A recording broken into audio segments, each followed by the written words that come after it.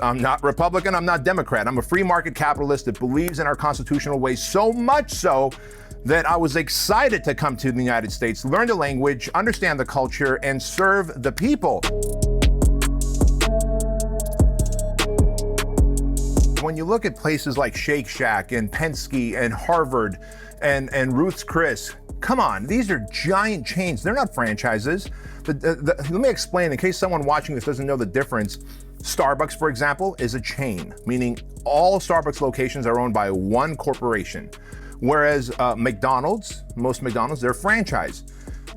Person might own one or two locations. The next guy might own one or two. And Fit Body Bootcamp is a franchise. It's owned by individuals collectively making up one unified brand. And so when you see Penske, Harvard, Ruth's Chris, Shake Shack getting in line and bumping the little business owner who doesn't have the big accounting team, who doesn't have the ability to take time and go online and fill out the forms. Because look, we had to fill out our forms 3 times only to get funded the second time around because we missed a window here at corporate office. And I've got 3 accountants working behind me in the accounting department. I could only imagine a small business owner trying to run their business and figure out how to go online and figure out how to fill out these forms when these big businesses are just cutting in front of them and taking the money that wasn't really allocated for them. It simply wasn't, period. And it's just a shame for that to happen. And so I decided I'm going to stand up for small business owners, not just small gyms.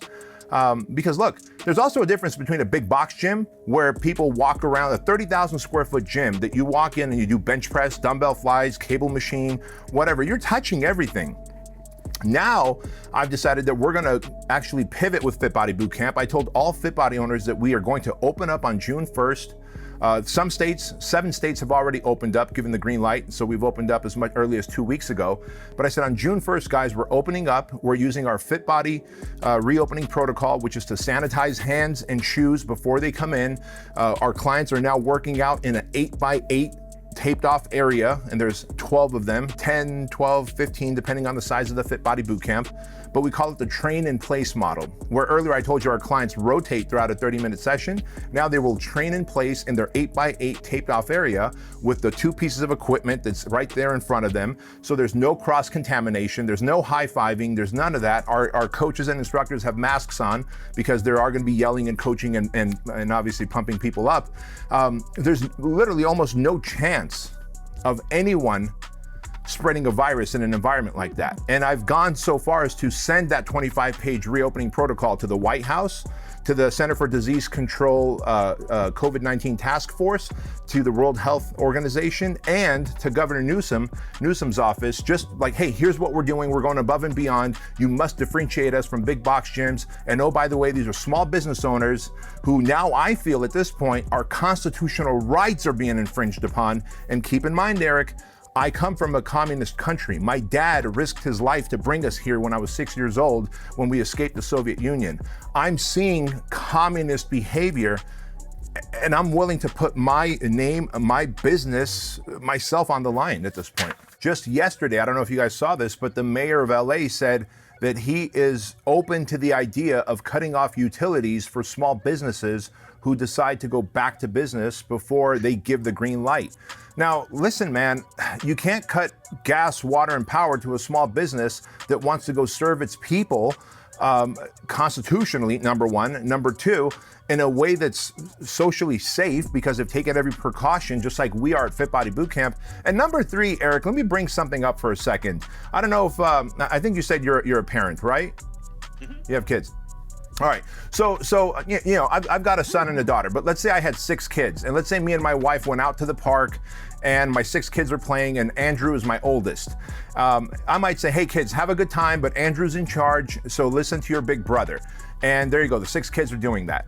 Because it's a safe environment, it's a park, I can kind of see them from afar, they're good. That is good parenting on my part. Now, if I all of a sudden hear someone clacking off a gun in the park and I hear what sounds like a gun and I don't see the gunman, I'm now gonna take control away from Andrew, my son, and I'm gonna say, kids, come over here, honey, get up, we're leaving. I'm gonna take leadership when there's a real risk, a real problem. Now, I'm not a conspiracy theorist. I'm not Republican, I'm not Democrat. I'm a free market capitalist that believes in our constitutional ways, so much so that I was excited to come to the United States, learn the language, understand the culture, and serve the people. And what I'm seeing is, if this was a real problem, why would our president then delegate it to the governors, to 50 governors who can run the problem 50 different ways? Why would we be allowed to go into grocery stores? Hey, wear a mask, but don't touch, you can touch the apple, you can touch the soda can, put it back, totally fine. Aren't we spreading things? So maybe it's not that big a risk after all, because if it really was, then shouldn't we be more worried and taking bigger precautions? And since we're not, why don't we sensibly go back to work, and the people who are immune compromised and the elderly shelter in place, let the rest of us go contribute to the economy, because we also know this fact, that for every 1% increase in unemployment, there's 29,000 deaths over a 6 to 8 month period. Majority of those deaths from heart attacks. The second source is suicide, the third being murder. How does that compare against COVID virus death? We're applying for PPP, and all these small businesses are applying for all this financial health, but any small business owner, any business owner, big or small, right now would agree with me. I don't go into business to break even, to just stay afloat. I go into business to make a profit. And what you don't see is right behind the camera here, there's a bookshelf, and I could see 5 different plaques and trophies that I got from Shriners Children's Hospital for the 7 figures that we have donated to Shriners Children's Hospital over the years.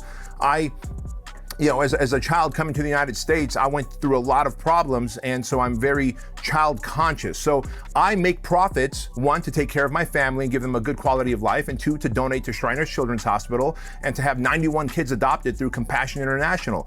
I make profits so that I could do things that give me a sense of significance.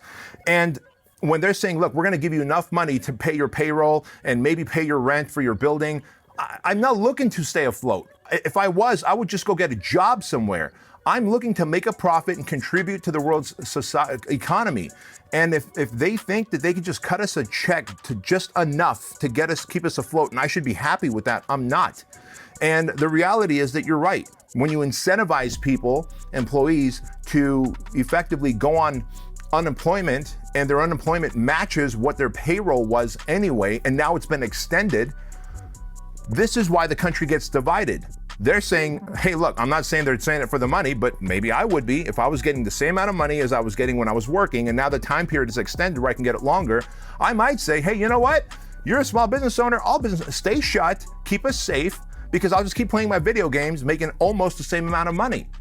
What about the rest of us who actually need to make money and be profitable?